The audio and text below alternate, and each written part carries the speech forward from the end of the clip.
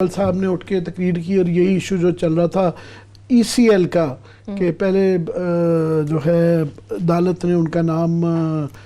کہا تھا کہ ہو سکتا تھا نکلوا لے، اب نکلوا دیا ہے۔ پھر عدالت نے یہ کہا ہے کہ اگر نیب محسوس کرے اور تفتیش کے اندر آئے تو وہ ہے اس پہ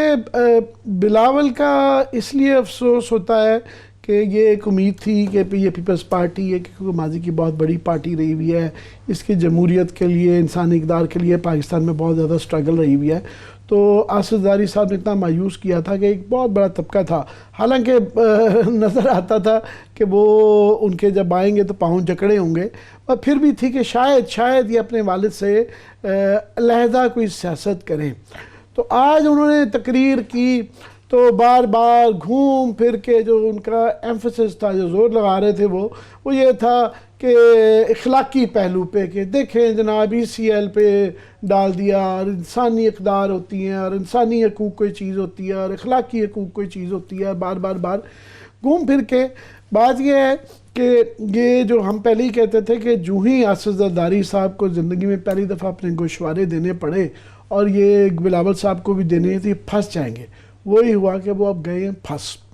بجائے اس کے کہ یہ جواب دیں جو آپ کیا آ رہے ہیں کہ آصف زرداری صاحب کہہ رہے ہیں دیکھیں نا چھوٹا سا بچہ تھا، اس وقت تو نہیں تھا اس کو پتہ، اس کو ڈائریکٹر بنا دیا گیا، اس وقت چھوٹا بچہ تھا جب ڈائریکٹر بنا دیا گیا تھا، اب تو وہ چھوٹا بچہ نہیں ہے، اب تو وہ بڑا بچہ ہے، 28 سال کا ہے اور وہ پارٹی کا ہیڈ ہے، چیئرمین ہے، پیپلز پارٹی پاکستان کی بڑی ترین پارٹی کا جو ہے وہ چیئرمین ہے، دوسرا مطلب کینڈیڈیٹ ہو سکتا ہے پیپلز پارٹی کا پرائم منسٹرشپ کے لیے کسی زمانے میں۔ تو وہ اب اتنا بچہ بھی نہیں ہے کہ اس کے سامنے کہ اس کے جے آئی ٹی رپورٹ کے اندر جس طرح ہے کہ ان کا اکاؤنٹ استعمال ہوتا رہا، ان کی ٹکٹیں اس میں سے جو ہے نا فیک اکاؤنٹس میں سے رشوت کے پیسے جو ہے 35 ارب روپیہ جو پایا گیا ہے 32 فیک اکاؤنٹس کے اندر، اس کے اندر سے جب ان کی ٹکٹیں خرچی جا رہی تھیں، ان کے گھر کے کھانے آ رہے تھے، ان کے صدقے کے بکرے جا رہے تھے، اور وہ جو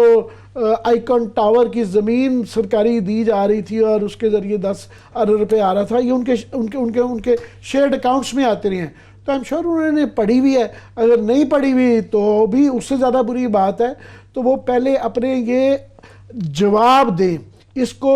تفتیش کو، عدالتی مقدمے کو سیاست سے نہ جوڑیں، تو وہ شروع ہو جاتے ہیں، اس کے ساتھ ہی پورا بینڈ باجا شروع ہو جاتا ہے۔ اچھی بات ہے کہ کافی سارے لوگ جو معتبر تھے، جن سے ہمیں تکلیف رہتی تھی کہ یار اتنے بڑے نام تھے یہ کدھر لگ گئے ہیں، وہ تھوڑا سا پیچھے ہٹ گئے ہیں۔ تو ایک نئی قوم انہوں نے بچوں کی تیار کی ہے، مڈل آرڈر کی، جو کہ سپورٹ میں آ رہے ہیں۔ کافی سارے لوگ، میں نے غور کیا پیپلز پارٹی کے پچھلے دنوں میں ان کی اس کرپشن کی اتنی میسو ہے کیونکہ وہ تھوڑا سا پیچھے ہٹے ہیں۔